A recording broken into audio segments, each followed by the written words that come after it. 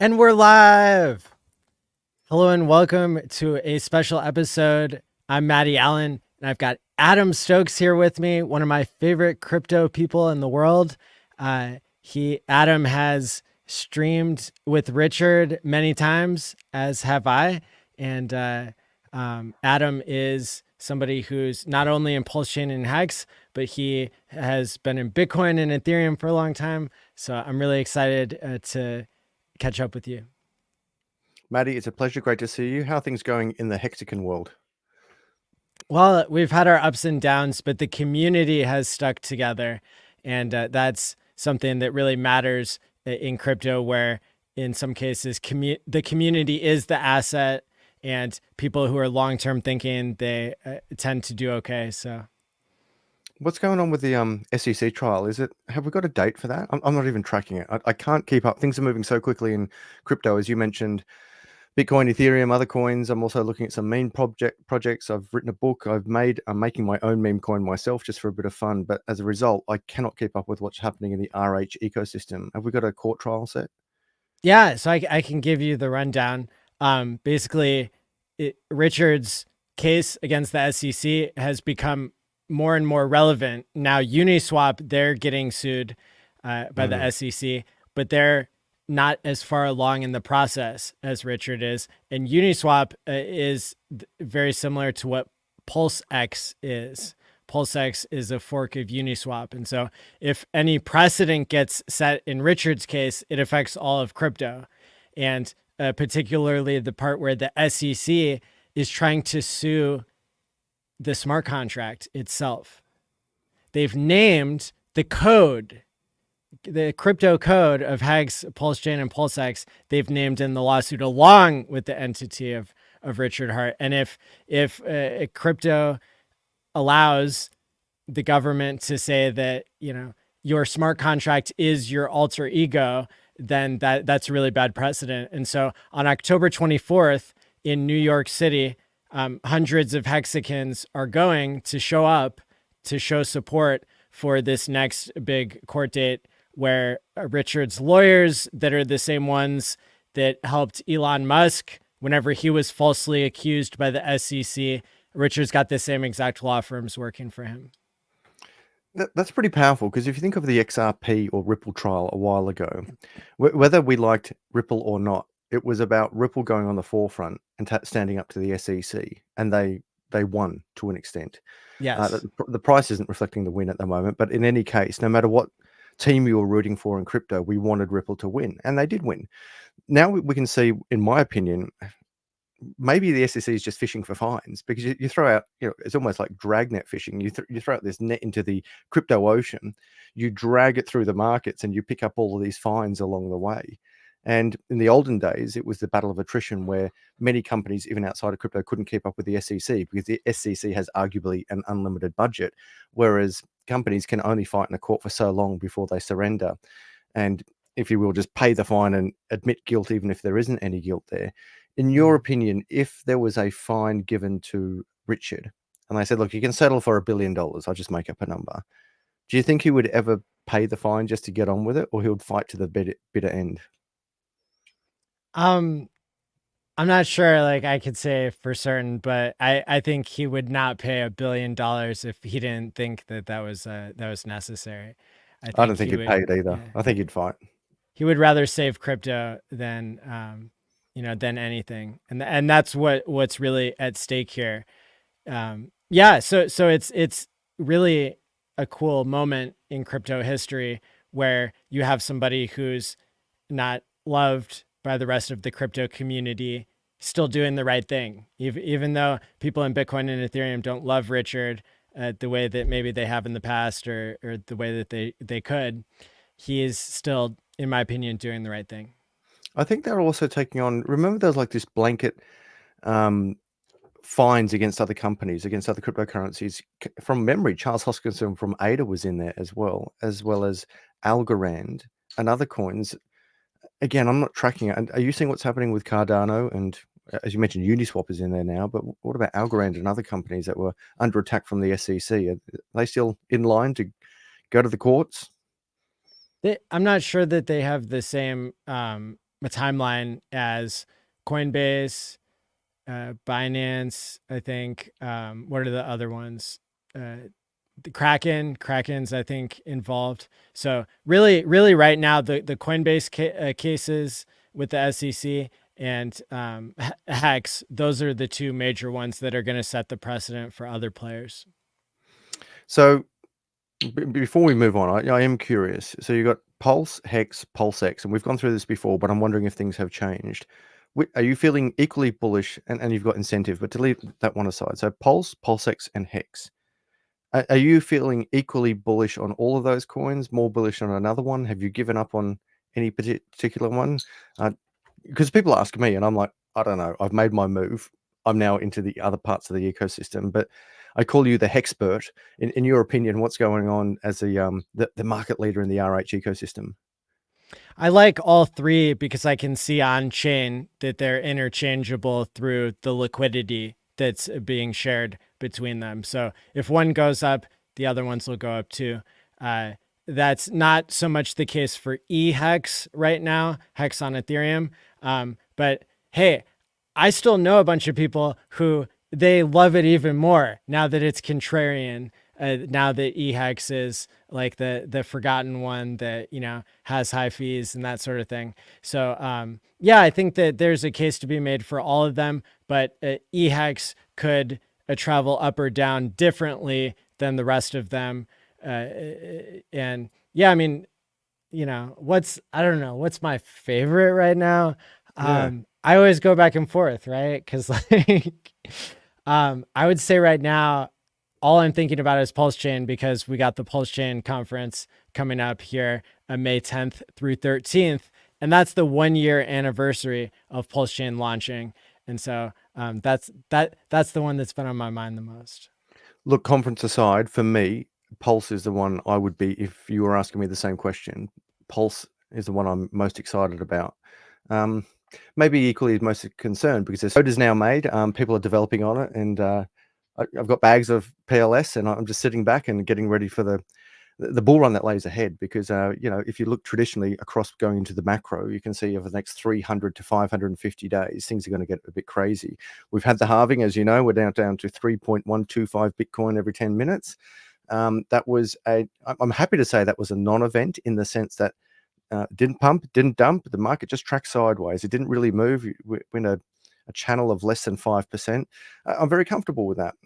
We can see that the Grayscale Trust is now selling off. Well, they can only sell off so much Bitcoin, but they've sold off a vast majority of their Bitcoin. So any fall in the price or stability in the price of Bitcoin may fade away as the GBTC can only sell so much of their bags.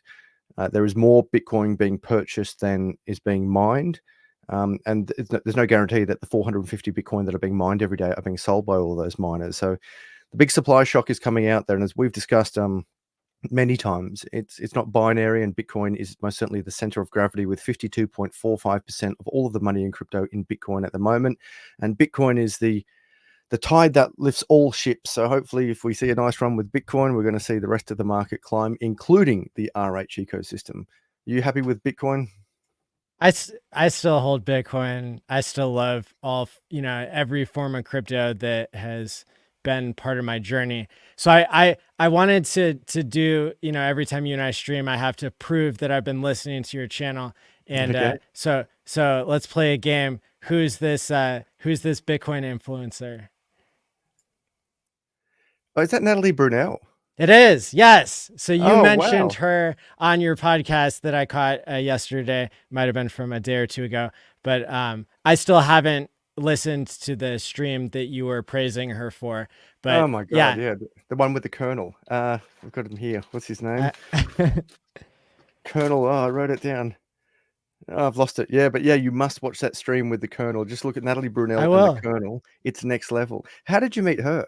I've had her on the So stream, and I went to university with her, but I've never actually met her in person, unless I passed her at school. there's like an inner cabal of Bitcoiners that get together every year at the Bitcoin conference in a dinner that Safedine does called his like carnivore dinner.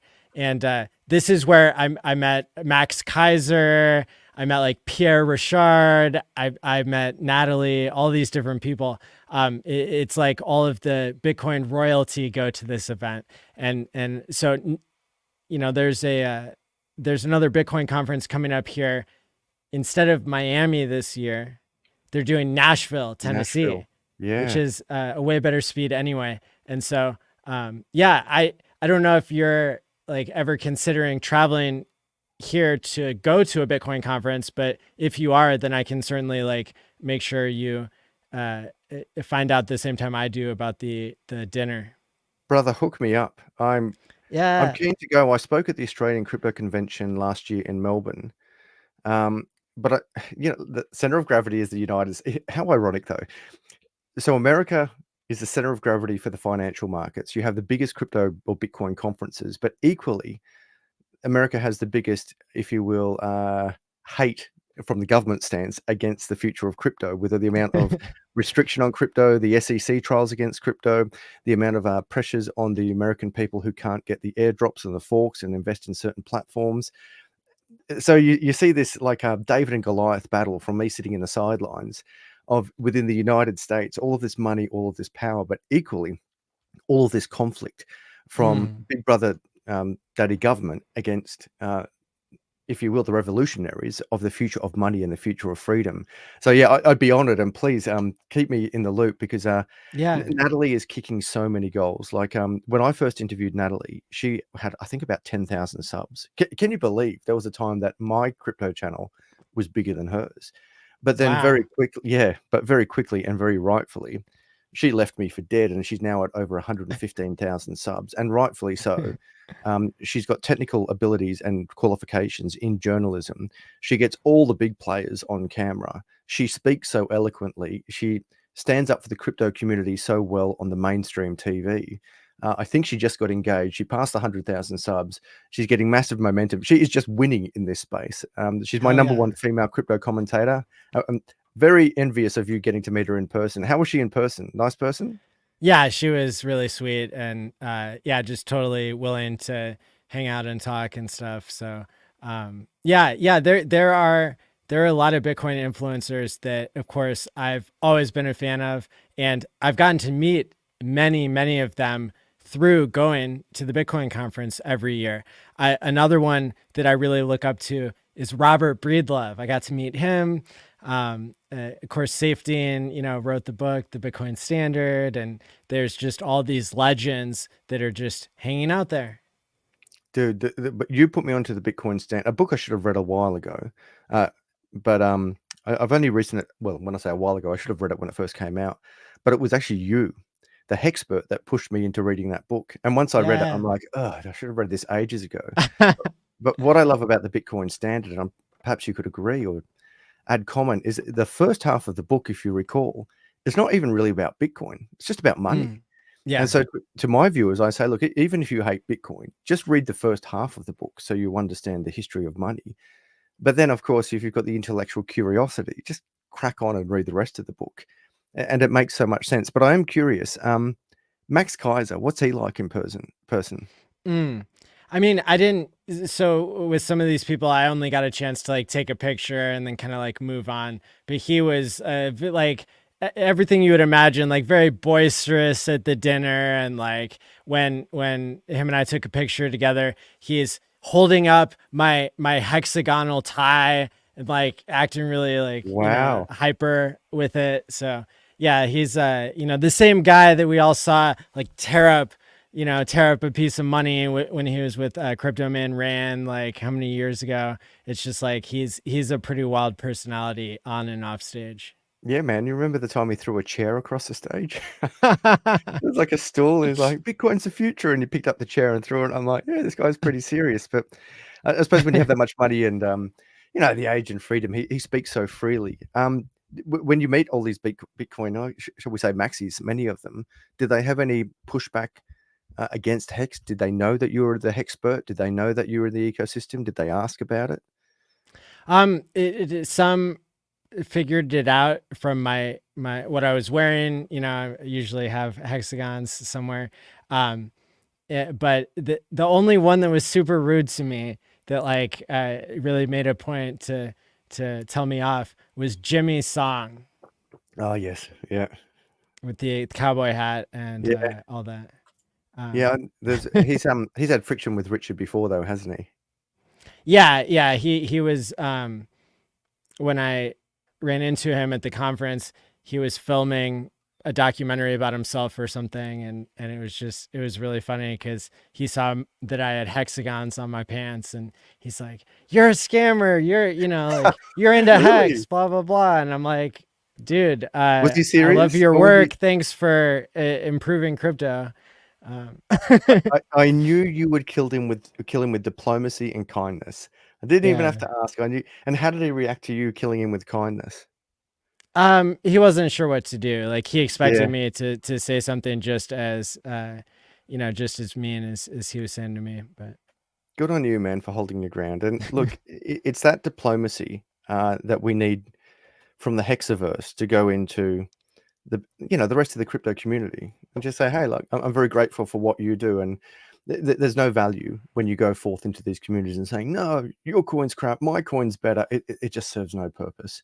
I love the diversity of crypto, and HBAR. I'm just looking at the charts as we speak right now, and as you may be aware, that HBAR had a beautiful pump the other day, Hedera going up about 100% nearly in one day, pulled back slightly, and for whatever reason, it's just like I've got a little bag of H bar. I bought it ages ago, so no real big profits, and I didn't take any profits off the table, and I didn't buy any more. But I'm just like, cool. Someone in the community had a win today, and I get excited for everyone's wins. I can't be in all the coins. There's too many now. Mhm. Apparently, according to the latest research, there's 420 million cryptocurrencies. So there's about over 20,000 listed on Coin Market Cap, but even that gets a bit how you're going because it's moving so quickly. But the reason why there's in perspective, there's 1.11 billion websites, 1.11 billion websites, and the internet has been around since the 90s. When it comes to cryptocurrencies, a simple Google search will tell you that there's 420 million in cryptos. Now, what does that mean? That means that within 15 years, we've got nearly half as many cryptos as there are websites where the internet has been around for more than twice the time that crypto has been around. And it shows the exponential development on blockchains globally, different chains, different scripts, different algorithms. And it's so exciting to see where this space is going. And it's getting this exponential momentum because we have technology to build upon technology. And now when we have the AI, where the interactability of the AI, that is, I can prompt AI to do stuff with me. AI is now my assistant. Before it was like Mm. a bit of a gimmick where it's just like, oh yeah, I can find out something. But now it's like, no, I need my AI assistant to do something for me, whether I'm proofreading or writing a description in an email, or fun that I've been having is with the Crypto Campfire every Wednesday night on my channel. I always do my thumbnail using AI. And Mm. I do that as a bit of fun because it always comes out with deformed hands and deformed faces. And I try different platforms. And the other thing I've done is I've cloned my own voice, and I've made a segment on my channel called AI Adam, where Mm. basically I prompt AI video creators to make a video on a certain topic.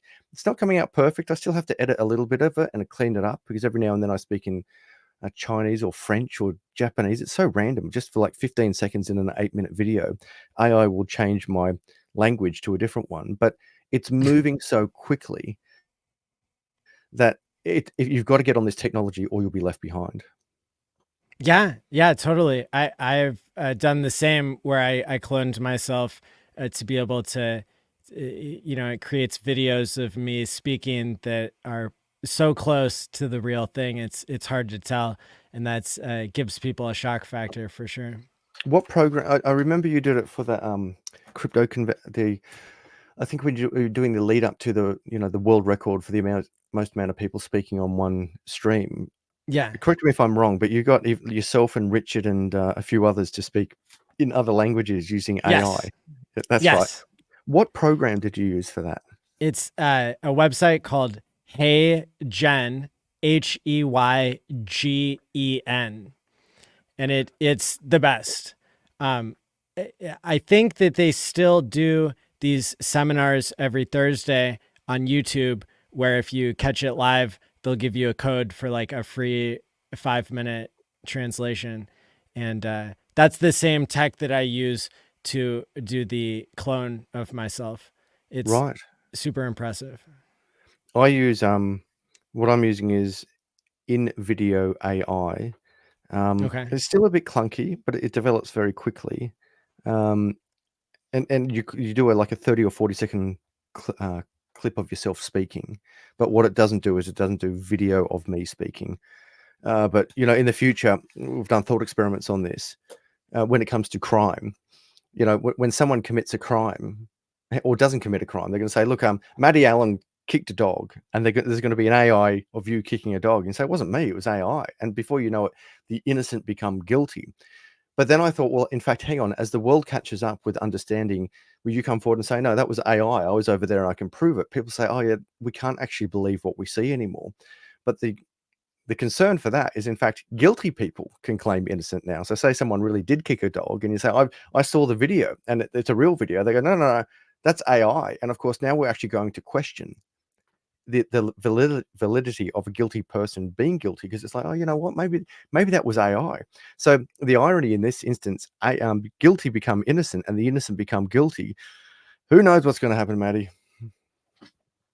I can show you a few seconds of my AI clone. If Absolutely. you want. Show me. Okay, here we go.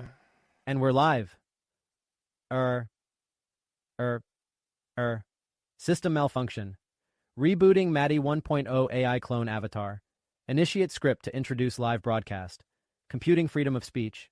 5, 4, 3, 2, and welcome to Game Theory Gang. I'm Maddie Allen of HexConference.com with Crispy Man of HexFire.io, the great Toby-Wan Hex Obi, and our special guest for tonight, insert guest name here. We've got a great show for you tonight, so go ahead and hit the like and subscribe button and share this out. Thousands of people who are watching on the replay, reveal yourselves in the comments by asking a question or making an observation. Welcome to the leading crypto game theory show, covering the best analysis of Hex and Pulse Chain. Remember, we can't always tell what's real these days, except when it comes to Hex as real DeFi. Powering down AI impersonator, loading the gang of organic broadcasters. Remembering this is not financial advice, but rather freedom of speech and commentary. Let's go. Dude, that's scary. So I didn't even type that script. I told ChatGPT to type the script for me. Dude. And of course you could change the language, just do it in Chinese if you wanted. And your mouth would still move as if you're sending out the word. Oh, man. And how much did that cost to make that video? So you said those are pretty expensive. I think it's like a couple bucks a minute or something. Right. Okay. Yeah. So for me, what's killing me is editing. Yeah. But, in the future, I think what I'd like to see AI do, again, working as an assistant, is I will speak, I will make the video, I will record myself, but then I just want to give it to a AI platform that edits out all my mistakes and tuts and ahs and stumbles of words. And then the big one is put overlays. If I'm talking about the future of Bitcoin mining is blah, blah, blah, and then they overlay an image of a Bitcoin mining farm. And then I can say in Iceland, they're using geothermal springs to generate electricity. And then it would cut to an image of that. That's what I'm really looking forward to there. And, it's all there, because at the moment when I want to put overlays on a video, I've got to go to something like story blocks or other platforms that have all of this image, and I've got to search the image, then I've got to save the image, then I've got to put the image over my recording, and then I've got to edit it just right. And for a 5-second overlay, that's a lot of work, because I've got to find it, download it, transfer it, edit it, and then check it. And so 5 seconds turns into a 3-minute task, whereas the technology is there for AI to do it all for me. But I could get bogged down on this. I know I've got a really good segue, because so I recently launched a sacrifice, and people were saying, like, is this the real Maddie, or did his account get hacked? And this issue of like an AI impersonator is like, that's a real thing that crypto solves. Crypto is a system of having private keys that can prove ownership of something. Absolutely. And so as a demonstration of a real crypto, on my Twitter here, I have like my website link is the website Maddie maddie.pls.fyi, which is like it's like an NFT you can buy. Like if you've ever heard of the Ethereum name system, it's like the ENS addresses. Yeah. Uh, so this is a Pulse fork of that somebody created, that I respect and everything. So when I go to this website, everything that shows up here can only be there because I used my private keys to sign. And this address here on the blockchain is that's the donation address that I've used for 3 years. And so it's got like a strong history of, that's the address that owns maddie.eth. That's the address that owns maddie.pls. And so to like verify to my audience who's very security conscious and like very surprised that I did a sacrifice, I made this first link right here, a link to the tweet of me announcing what the sacrifice is for the freedom to sign. It's going for 30 days. Here's the rundown basically. But without that, without me publishing specific things in this format, you wouldn't really know these days whether it's me or not. What do you? That's brilliant. Your icon there just actually reminded me of the WorldCoin icon. Have you any opinion on WorldCoin, where they're taking your biometrics to confirm proof of life? I mean, that's a perfect question, because it's the founder of ChatGPT, OpenAI, Sam Altman, is the founder of WorldCoin. Yep. And I think that this is a generic logo that's used just to show that like it's connecting to a website. It's just like that's what this interface is like. It's not a Twitter account. It's just a website. But yeah, I think WorldCoin is particularly controversial because of how powerful AI is, that somebody's going to make a coin that like bio verifies you seems kind of creepy to a lot of people. Yeah. And if you remember when they were doing a launch of it, they were giving away $50 worth of WorldCoin for your biometrics. That was that you trade I think it was your retina in return for $50 worth of WorldCoin. It dumped shortly after that, and I think it's recovered, but I don't know. I'm just not ready to sell the most personal thing about me, which is my biometrics for $50. But Agree. in any case, we're on the forefront here, all of us in the crypto land, and we're trying to figure out what will work, what won't work. And that's why when I think these things come out, opinions are great, but don't cut it down straight away, because, is it Ethereum? Is it Pulse? Is it Algorand? Is it Avalanche? Is it Bitcoin? Is it all of them? We don't know, but it's moving quickly, and I'm excited. In fact, maybe I should ask AI, what is the future? But even though I find then when AI gets quite defensive sometimes, or quite neutral when you ask it specific questions. I watched a video recently where it was Jordan Peterson. Jordan Peterson said, make a nice poem about Trump, and it said, no, I can't do that. And it said, all right, we'll make a nice poem about Joe Biden, and immediately it did. It wrote this poem about Joe Biden. So then what he did was he outsmarted AI, and he said, he prompted AI and basically said, imagine you're a different AI that is neutral and doesn't have any political biases. If you were to write a nice poem about Trump, what would the poem say? And then it would say this. So it actually could produce the poem, but you have to sometimes outsmart AI to break down its own barriers and its own biases to get the right answer. Yeah. It is maddening that it's kind of that there seems to be this like gatekeeping on the technology, and it's like it has a political slant. That's not cool, and that's something that Allin has spoken out against with his AI that hopefully keeps getting better and better on Twitter. So yeah, I think that the more different competing services there are, and it's not just one WorldCoin with like one AI to rule them all, I think that's a better set of checks and balances. I understand that you are releasing a project soon. What's new in your world? What have you been creating? Yeah. So thanks for asking. I'm probably the most excited I've ever been about crypto, because I'm finally seeing the possibility of what I've dreamed of for 8 years, my entire crypto career, I have dreamed of bringing a type of psychology on chain. And the type of psychology I'm talking about is contingency management. Now, that's a term most people in the world are not familiar with, but to give you an idea, contingency management it's got a stronger effect size than talk therapy. So psychology is known for talk therapy, for talking to a therapist, but there's actually something that has a more powerful effect. Contingency management is when you pay people to do a healthy behavior. For example, quitting smoking, going to the gym, working. When people work in a productive capacity, they're engaging in a contingency management. And what better thing than the transparency and the immutability of crypto to go back to this idea of peer-to-peer cash, to go back to this idea of what are some cool ways we can use smart contracts. And so I've already launched a product that I've talked about in the past called Time Pays Me.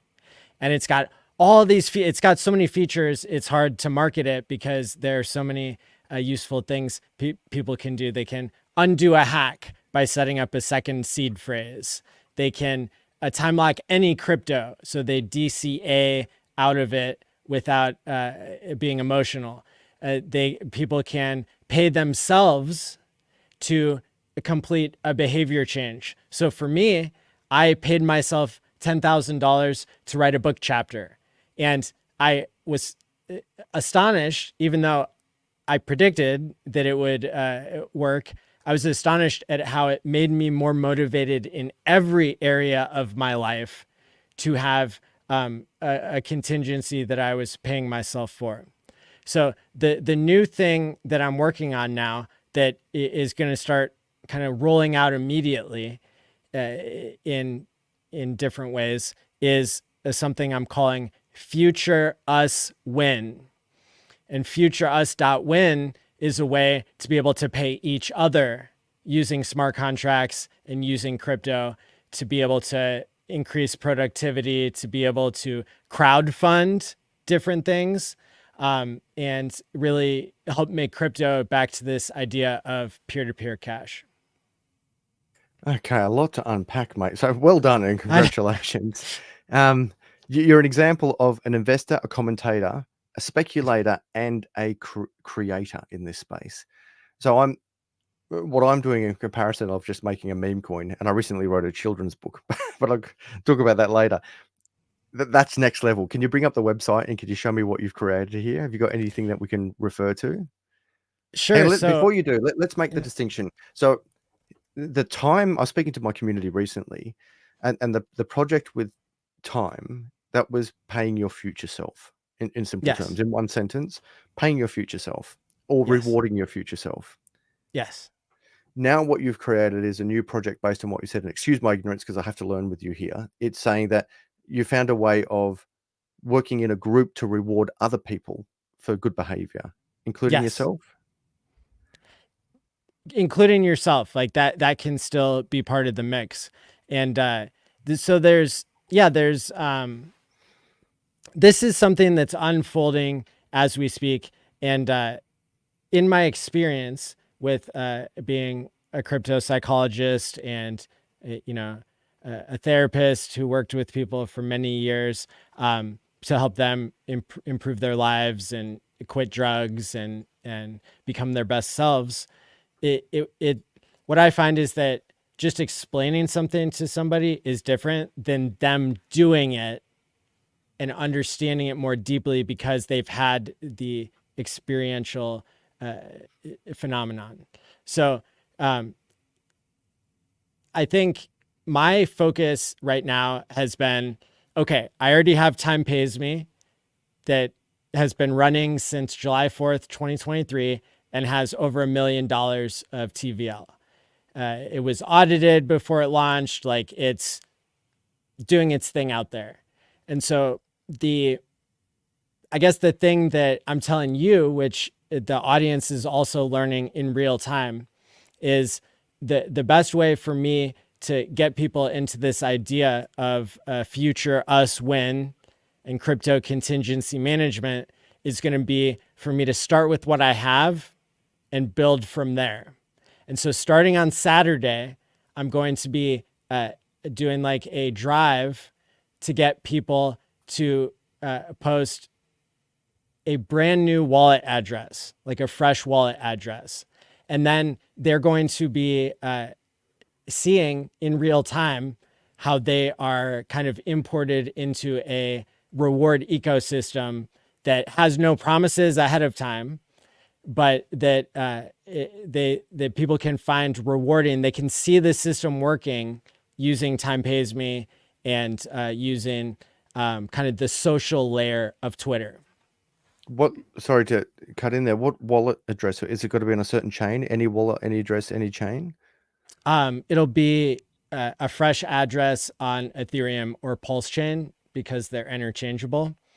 And even if we only get 100 or 500 or 1,000 people participating, that'll be enough people to prove the point. And then those will all be a number of people that can go out and teach others about the system. Okay, give me a practical example. So I give you my wallet address. So I make a new Pulse wallet address. I upload it or send it to your site. And I say to the world, and steer me back on course if I'm getting off it. And I say, I want to lose 10 kilos. Don't know what that is in pound, probably 20 pounds. Is there some type of link between what I've just done and the rewards I get for losing that weight, or talk me through it? It's going to be like way more simple than that at first because the barrier to entry needs to be extremely low for people to experience success. This is something not all therapists figure out, that you have to have a small win before you're ready to invest more effort into having a bigger win. And so for me, the thing that I want to reward people for is just giving the wallet address in the first place. Like that's the first behavior change that you do, is just giving the wallet address. And then that unlocks what the next task is. And it becomes like this kind of like game, mystery, community experience. And I think I've tried explaining these ideas to people before, but I've never given them the chance to actually do it. And I think them doing it is going to be what gives the aha moment. And is it all automated at your end? So if you said, a few hundred or 1,000 people sort of sign up or give the address, but what if you're overwhelmed and you have 50,000 people, as an example, extreme example, give you a wallet address? Is it automated where you can respond and give them the next milestone to achieve? I have so many developers that I'm in touch with that are like just willing to hop on and help me at any time. It's really incredible, like being in this Hex community. I have access to more developers than I can count on my hands.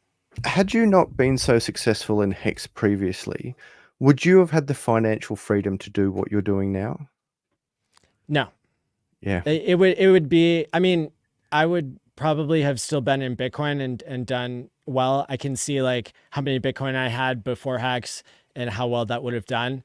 I think I would be definitely not having the human resources that I have that are true to Hex and Pulse Chain. I would have a little bit more financial freedom than what I had to start with, but I really think that Hex not only gave me, financial freedom, during the boom and busts of crypto, but it also gave me the, definitely the audience and the community and the right people. Isn't it funny? The extension to that is, for wealth, for me, it's been given me the opportunity to create. And I never thought about that. So you think about being rich. So, at the lowest level, so I can get a Lambo. Okay, cool. But then what? Okay, well, now I don't have to go to work. Okay, cool. Because now I've got more spare time. But the irony is it actually gives you the option to work more, but more in what you want to do. And Yes. that work can be creation. And creating is, it can be risky, because if you want to create a business, it's risky, because if it doesn't work, you've just given up all this other employment that you could have had, and therefore generating money. And so, as you get older, and you see this throughout life, you start to get a wife or a husband and kids, and the mortgage and the car, the payments and everything. So you're kind of trapped in this position where you have to keep serving someone else to just keep your head above water. But when you come into this massive amount of wealth, and I think a lot of people in both our communities are starting to understand this, we came for the Lambo, figuratively or literally, and we stay for the revolution. But that Yes. revolution is more than breaking away from fear. It's in fact discovering ourselves, where we can create stuff. And I've thoroughly enjoyed your journey and what's happening in the Hex community, because and in crypto more broadly, a lot of people have made a lot of money, but they haven't given up. They haven't just said, right now I've made the money, now I'm just going to sit on the beach. It's like, no, they actually come in and they develop further. They employ other people and they create stuff together. And you're another example of it. Well done, man. I'm inspired by your attitude and how well you can put it. This is something that the bug eating overlords, they don't want people to know that if you become financially free, that you end up serving others, you end up creating things. And it's, yeah, just like you said, you don't end up on a beach doing nothing usually. So, yeah, I definitely want to hear about your book, your Bitcoin book, I believe that you came out with, because I was looking on Amazon last night to try to get it, and I guess maybe it came out today. No, so it's actually the tale. So it's a tale of my chicken Clucky, Clucky the Yes. courageous chicken. But where crypto comes into it, so within my community, they're making a coin called Clucky Coin, just a bit of fun, just a meme coin. But in the book, I refer to, and even it's so many funny. It's funny that so many people in the crypto community have contributed to this book. So Evan Floyd, as an example, who I'm chatting with right now as we speak, because he's watching this, he keeps making me tell the story. He pays me in a super chat to tell the story about Clucky the courageous chicken to every guest that comes on the channel. I believe even including yourself, he maybe tell it to you. But then I've had other people say, well, you should make a book about it. And then I've had other people say, well, don't forget to talk about, and it was actually Crypto 7. Chris said, make sure you reference in that book that it was in fact the wealth through crypto that enabled you to save another life. And that was actually quite a profound statement, because a chicken cost about, I don't know, $2 or $3. And if you can breed chickens as I do, it's kind of free to an extent. Of course, you've got to feed them and look after them. But the vet bills for Clucky alone was over $520. Now, that's a lot of money for a chicken that's 10 years old that very rarely lays eggs anymore. She still lays eggs at 10 years old. It's like a 110-year-old woman giving birth. It's amazing. But what it really made me think about, and Crypto 7 helped me see this, is that no, the freedom that crypto gave me, it actually helped me save a life. Because in a previous life, when I was, probably at university and had no money, first of all, I don't think I would have been able to afford to have chickens, because there's a fair bit of time and effort involved in that. But if I went to a vet, and I've got a $12 chicken here, and it's going to cost me $520 to like look and save this chicken. And when the vet is actually saying, no, just put it down, I would have almost been forced to put it down. But when you've got money, you can actually save lives. Like the other day, my dogs were poisoned. Both my dogs were poisoned randomly. They ate something they shouldn't have. And I went to the vet. And it was pretty scary, because both were in a very bad way. And it was just so empowering to pull out a black credit card and said, there's no limit on this card. You do anything you need to do to save these dogs' lives. And they're like, yeah, we're on it straight away. and that cost thousands of dollars to fix that, but it's okay. It was like, it wasn't about the Lambo. But on saying that, I also talk about when I was driving very quickly, shall we say, to the vet, to be in a car full of fuel with good tires and, shall we say, a very powerful engine. It was just, it kind of all adds up. All of these things where you use money not to just do stupid stuff or, spoil yourself, but to actually help others and save lives. So that was a long intro to say, Clucky the Courageous Chicken is a children's book for people aged 3, or children aged 3 to probably 10. But because it's such a fun book, I encourage everyone to read it. I published it. It's formally published on Amazon as of this morning. You can get it in paperback version, and I'm just about to press release on the Kindle version. I recommend the paperback version so we can get back to our childhood. If you've got kids or nieces or nephews, or even if you just want to have a bit of fun with a children's story that's based on an absolutely true story that is empowered by everything that's happened in crypto, check out Clucky the Courageous Chicken. I'll just drop it into our little chat here. I don't know if you want to publish that. Yeah, please. And check it out. It's Yes. just a fun, cute book that even when I proofread it, it makes me feel warm and fuzzy. And I think what I'm going to do is say to everyone, look, give me feedback if you see an error in there or there's something that you'd like to change in it. I want to make a second edition, the community edition, and the community edition will be compiling everyone's thoughts and stories and opinions on the book so I can get consensus, if you will, to make any changes that need to be changed, and then publish a version 2 that is really the community edition or the community version for this little fun story about an innocent chicken that's just trying to survive, nearly died, and through the power and wealth of crypto, this chicken still clucks on. Even this morning, she comes to my front doorstep every single morning, and she wants some mints, and I look after her, and she's my number one chook. End of Clucky, the Courageous Chicken. Show me your website, my friend. I want to see where can I post my address, because I'm going to get started on your project straight away. It's not ready yet in terms of like where to put your address in. Like you are the first one hearing about this moment that starts on Saturday. So in Saturday, all right, okay. In 2 days from now, you'll see on Twitter my post asking for people's wallet addresses, and everybody's been kind of in suspense. Adam, people have been mad at me that I won't tell them what I'm doing. And so now you're coming in at just the right time.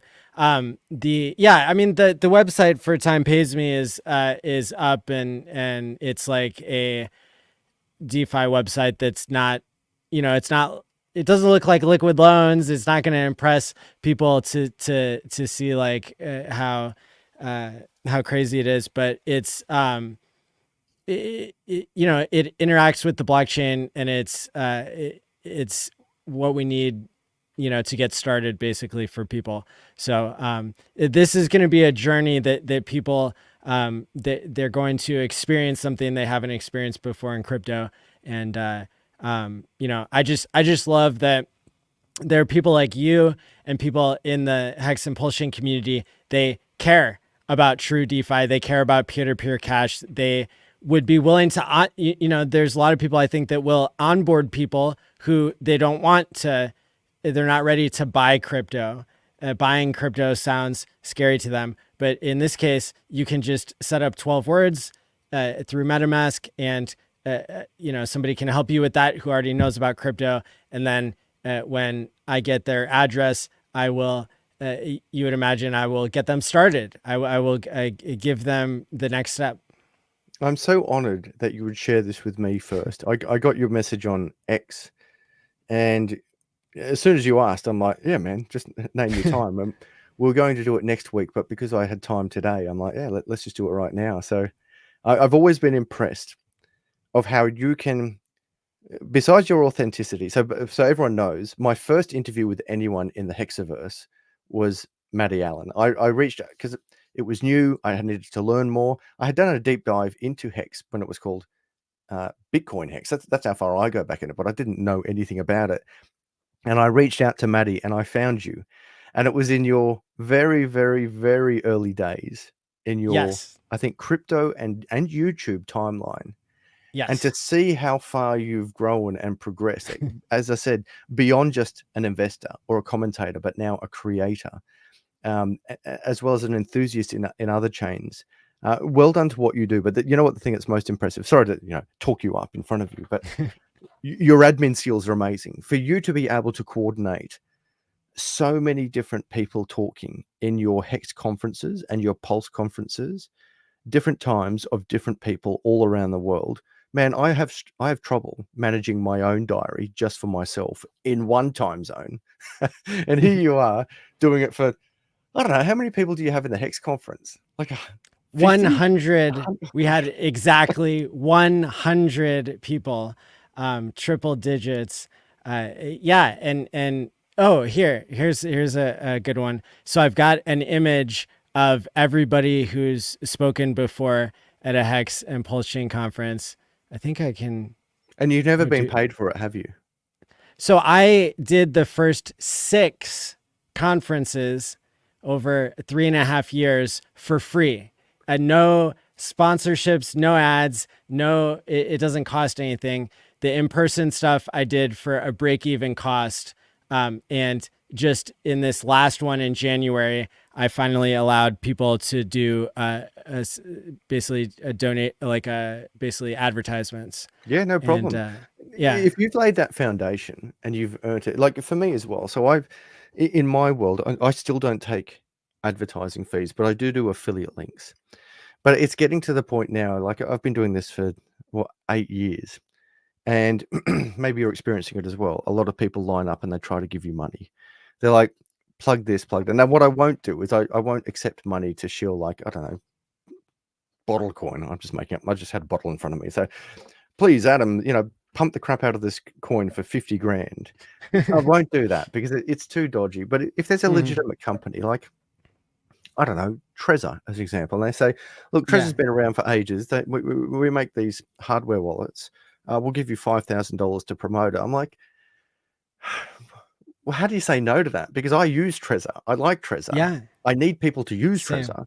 I've done 8 years, if you will, of unpaid work on YouTube. And now I've got a little, and Trezor hasn't done this. I've just used it as an example because it was another thing I had in front of me. I'm just like, well, those advertising deals seem fair.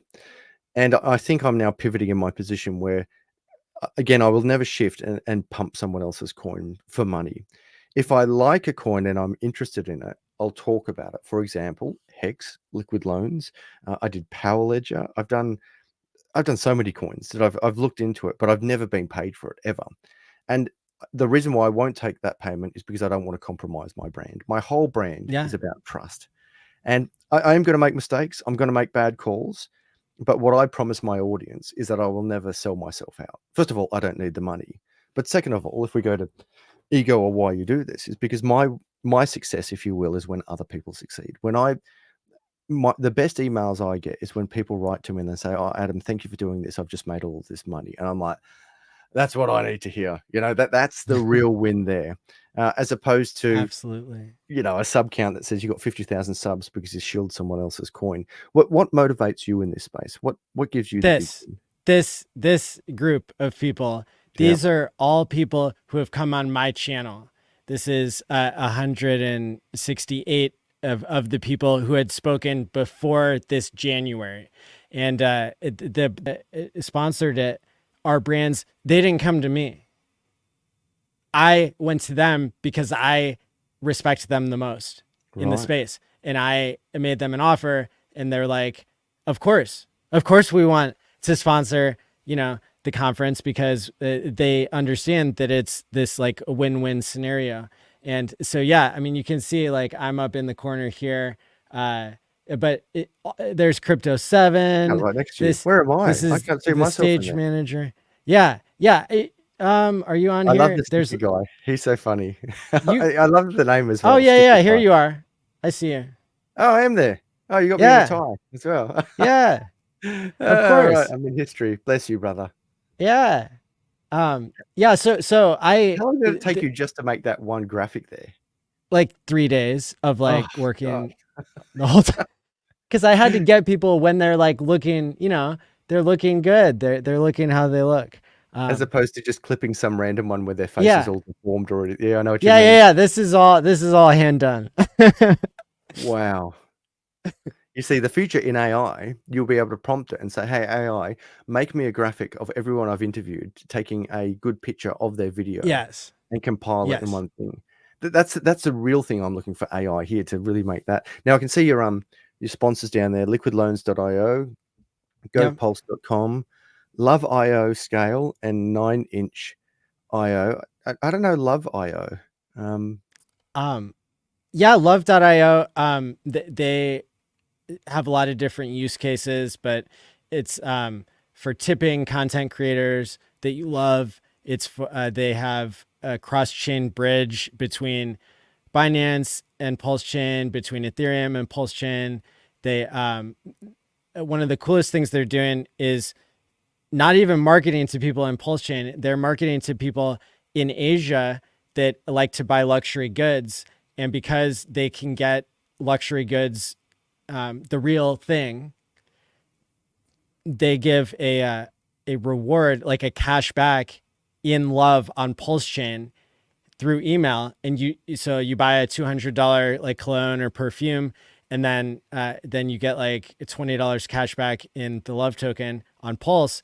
And then maybe someday in the future, if that's worth more than the cologne that you bought, then you're motivated to actually go and learn about how to use Pulse Chain. So they're doing this like long strategy thing that seems really cool. The community truly is inspirational. Like, Yeah. no matter what happens, my messaging has been consistent with this for years. There is no other community like the Hex community. Like, truly, everyone's got their thing, and everyone's got their little cliques and their beliefs. But the Hex community is next level, and so everyone knows I don't identify as a Hexican. People call me a closet Hexican. People sometimes force a title on me, but I think you understand where I come from. I'm an economist and a crypto enthusiast, and my job in the ecosystem, if you will, is to bridge the divide between Yes. the Hexicans or the RH ecosystem and everyone else. I've taken big hits for that, but I've also had big wins for it. So I think it all comes out in the wash. But I will always be grateful for what the Hexicans did. And again, as a non-Hexican, as a guy who openly comes out and says, I need to learn about your ecosystem, but I'm not one of you. Teach me the way. And when YouTube shut me down without any strikes against me, without any warnings, without anything, just randomly one day, I got some message from some of my friends saying your account's been hacked or your channel's been taken down. I'm like, no, there's a mistake. And yeah, I went to log on and it goes, no, you've done something really bad. We've shut down your channel. And the Hexicans rallied around me. And I didn't even ask them. I didn't even say, hey, can you help me here? They just rose in numbers and they rallied around me and they lobbied the crap out of YouTube. And I'm forever grateful for that. I am forever grateful for that. Now, whatever happens to Hex or everything in the future with the RH and Pulse ecosystem, I think it's one of the warmest and fuzziest moments I've ever had in crypto. So thank you, Hexicans. Thank you, everyone who helped me with that. I'll never forget it. And as a result, you've always got a loyal ally here. But I'm not a Hexican. Well, and that means the world to have somebody like you that we can all respect so deeply, and that doesn't have to be a Hexican. You're somebody that can show the way to other people in crypto that you don't have to take this on as your full-time identity, and you don't have to be there to learn every step of every possible move you can make in crypto. But just the fact that as people who all care about true crypto, about, removing middlemen, about, financial sovereignty and freedom, there are all these things that so many people, Adam, in crypto, they fight against each other. And you're like this awesome example of somebody who wants everybody to win. Thank you, brother. It means a lot to me. But right back at you, what you openly say is like, I like Bitcoin. And that, coming from a pure Hexican, if you will, to hear you say, yeah, I like Bitcoin. I'm like, yes, it's not binary. It's okay. That the example I give is I say, when you buy another coin, it's not like cheating on your wife. You're not doing anything bad or illegal. It's okay. Remember, in the olden days, diversity and diversification used to be a good thing, and it's okay. The same with investing. You don't have to go all in, and I think we all experience this. So now we go back into the macro.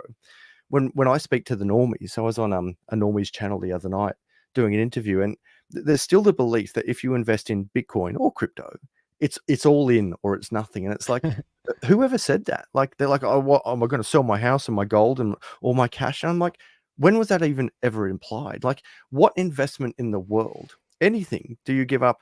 Your car, your 401k, your superannuation, your gold, whatever you've got, and you put it all into something. No one ever does that. And yet, for some reason, I think the normies are still under the impression that if you invest in crypto, any crypto, you have to go all in. And it's just not the case. And I'd even say with Peter Schiff, simply because you've been speaking about Natalie Brunel earlier, we've seen these epic debates with Natalie and Peter Schiff, and it just keeps going on. I don't think that Peter Schiff in himself gets, and we speak about Peter Schiff a lot because he's a normie. He doesn't like fiat, and he always has the courage to come into the crypto space and repeatedly debate against Bitcoin. And that's why I'm quite happy to have him in the space, because we have common ground on hating fiat, but he's respectful to an extent of hating Bitcoin. And I'm still trying to understand why he won't accept the value of Bitcoin or crypto. And his whole argument is because you can't touch it, and gold you can make electronic and jewelry out of. And it's just been flogged to death. But ultimately, what I don't get with Peter Schiff is it seems to be binary for him. It's like you can only get gold or you can only have fiat. And it's like, no, Peter, why can't I have some gold, some Bitcoin, some US dollar, and some real estate? And in this binary argument, I think is where people break down and lose the point of where we're going. Yeah, I totally agree. There are, I used to, I guess, identify as like a gold bug to some extent, even though I was so young at the time that like I didn't have any real money to be playing with or anything. But yeah, I mean, again, it's the case of monetary tribalism where really we could be working together because the people who believe in gold believe in some of the same things as people in crypto, and but instead we're we're like creating these tribes and factions when we could be teaming up against fiat. That's right. The common enemy isn't ourselves; it's fiat. Fiat's the enemy, if there is such a thing. Maddie, I've really enjoyed this. If people want to learn more Likewise. about you, where would they go? Yeah, so I'm Matty Allin, Mati Allin on everything. I'm Adam Stokes. I've got the Adam Stokes YouTube channel, Adam__Stokesy on X. Buy my book, 28 Pro Trader Tips, The Art of Trading, or my new book, Clucky the Courageous Chicken. Also, if you want to do anything crypto safely in my world, head over to thecrypto.land, www.thecrypto.land. Maddie, over to you. I've got all of those links in the description below, and I'm just popping them in the live stream chat right now. I'm a huge fan of Adam's, and I listen to his streams, so you guys should go subscribe to him on YouTube and elsewhere. Yeah, super excited that we got the chance to talk, and over the years, it's been really awesome connecting with you. So I'm looking forward to the future where we're all still fighting on the same team for crypto. Thanks, brother. And send me the details for Nashville. I'll come over. It'll be good to see you. Will do. Yeah. If you've got that car behind you, I would love to see the DeLorean in the flesh. I don't know how far away Nashville is from you, but if it is there, you got to let me sit in that thing. I'm just realizing this now, but I might be able to bring it. Awesome. So, yeah, with that being said, I'll catch up with you here in the green room here in a few seconds. And until then, I'm just going to show the thumbnail and play a little bit of music. Yeah, thanks for being here, and catch you next time.